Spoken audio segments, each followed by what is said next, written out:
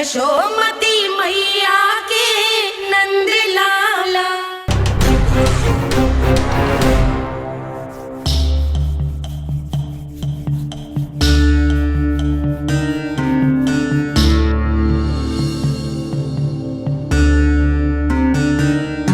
नारायण का बहुत बहुत धन्यवाद। रात भर प्रयास करता रहा पर तुम्हारी मूर्छा टूट ही नहीं रही थी। कहीं कंस के हाथ में वो तलवार देखकर तो नहीं, उस राक्षसी तलवार पर रख देखकर मेरा हृदय कांप अवश्य गया था, पर मेरी मूर्छा का कारण वो तलवार नहीं थी स्वामी। तो फिर? अवश्य ही कुछ तो समस्या है यहाँ।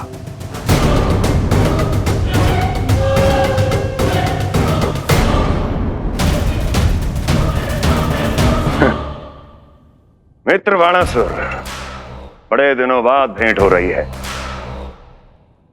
और कंस के रहते कभी कोई समस्या हो सकती है क्या? चिंता की कोई आवश्यकता नहीं। अरे बातों में क्या रखा है, आओ गले लगो।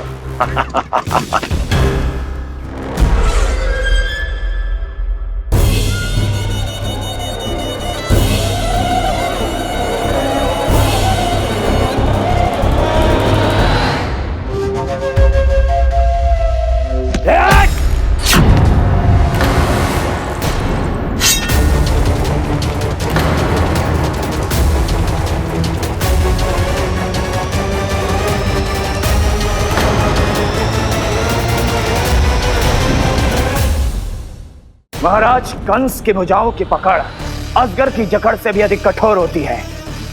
तुम कंस नहीं हो। मित्र बाणासुर, ये तुम क्या कर रहे हो?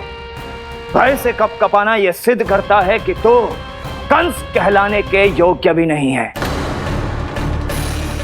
सत्य बता, कौन है तू? मेरी मूर्छा का कारण था वो व्यक्तित्व, रक्त से सनी तलवार जिसके हाथों में थी। वो व्यक्ति कंस नहीं था स्वामी।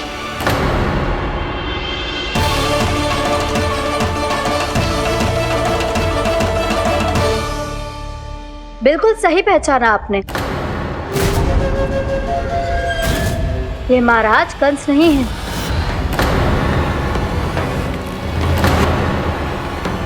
यदि वो कंस नहीं था तो फिर था कौन? ये है राष्ट्रपाल, कंस का भाई,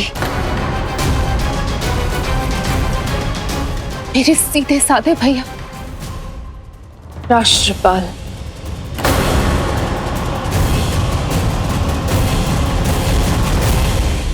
इसका तो एक ही अर्थ है स्वामी,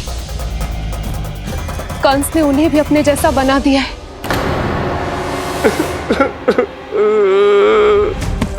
नहीं, भ्राता बाणासुर, मैंने कुछ नहीं किया, मुझे क्षमा कर दो। इन दोनों ने मुझसे बलपूर्वक सब कुछ कराया है। क्या करवाया और कहां है मेरा मित्र कंस?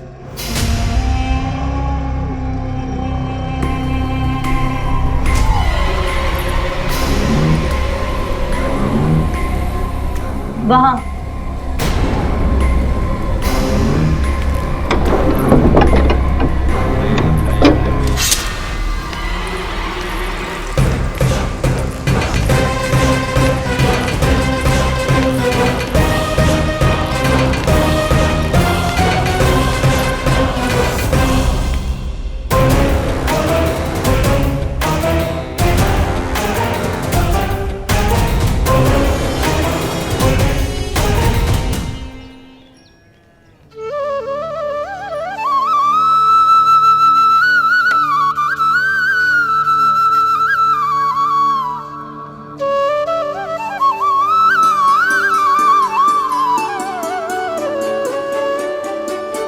तुझे सच्ची में फल चाहिए ना?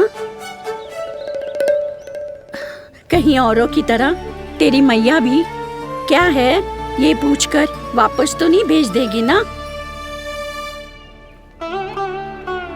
व्यर्थ ही मत कष्ट दो इस बुढ़िया को। ना ना, फल लिए बिना थोड़ी जाने दूंगो। सुबह से बहुत सारा काम करो है मैंने। अब तो तीव्र भूख भी लग गई है।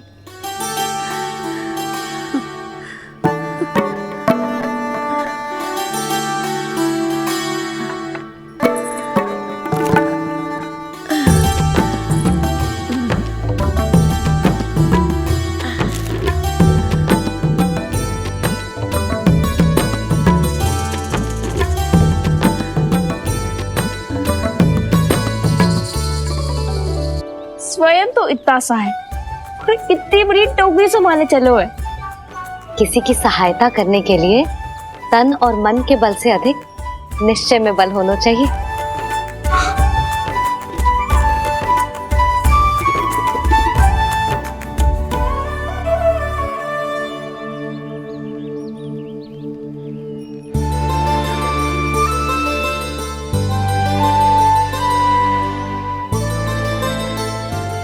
ये तो नन भवन है ना?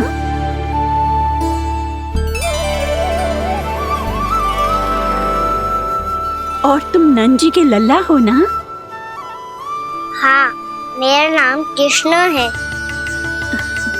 पर आप मुझे लल्ला और कान्हा बुला सकती हैं। सब अपने मुझे इसी नाम से बुलाते हैं। तो मैं भी तुम्हारी अपनी हूँ। इन संसार में सभी मेरे अपने हैं और मैं सबका। कभी कभी जो कैसी बातें कर देता है।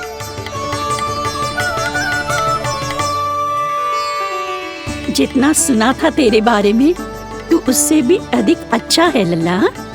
सच्ची? तब इस प्यारे से लल्ला को फल तो दो। कब से खड़ा हूँ, बहुत भूख लगी है मुझे। हाँ हाँ, बताओ कौन सा फल खानू है? केला, आम या अमरूद?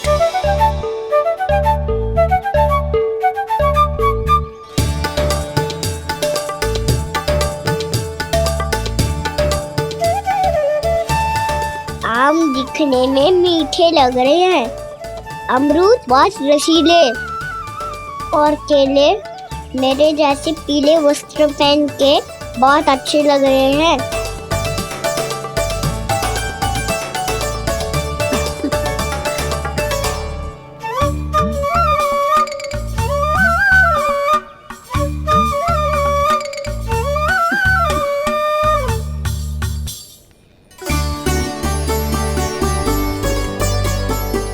तो फिर कौन सा लूं? मुझे तो सारे के सारे चाहिए। लगता है मुझे जानू चाहिए मोल भाव कराने। देख तो लो, आपका कान्हा कर क्या रहो है, पता चल जाएगा जो कितना सयानो है। सयाना तो बहुत है कान्हा, स्वयं देख लेना। हाँ पक्का, मुझे तो सारे फल ही अच्छे लग रहे हैं। तो सारा ही ले लो। पर ये तो बताओ कि इसका मूल्य क्या दोगे? मूल्य ये क्या होता है? जब कोई वस्तु लेनी होती है ना, तो उसके बदले में कुछ देना होता है लल्ला, उसको मूल्य कहते हैं। पर जब मुझे मैया फल देती है तो मुझसे कोई मूल्य नहीं लेती है। और गोपियां भी तो कोई लड्डू और मिठाइयाँ देती रहती है, पर उन्होंने कभी भी मूल्य नहीं मांगा।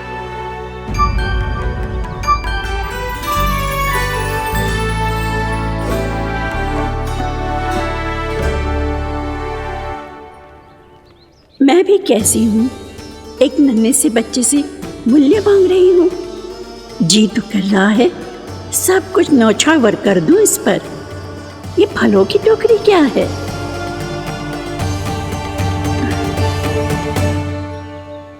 एक बात तू गांठ बांध ले कि कोई भी कभी भी तेरे द्वारे से निराश ना लौटे, तभी तू अच्छे बालक के साथ साथ अच्छा राजकुमार कहलाएगा। आप निराश ना हो, मैं आपके लिए अभी मूल्य लेकर आता हूँ।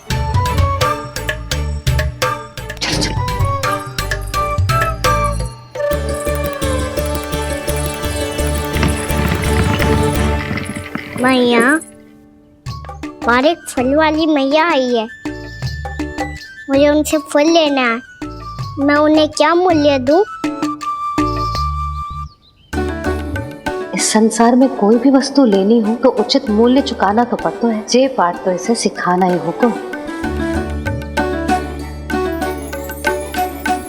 लल्ला, कुछ पानो है तो कुछ देना भी पड़ेगा। मूल्य ऐसा होना चाहिए कि विक्रेता को कम ना लगे और स्वयं देने वाले को अधिक ना लगे। मैया, आप ही बता दो ना। मेरा लल्ला इतना बड़ा हो गया है, मैं क्या बताऊं? जे निर्णय स्वयं ले ले।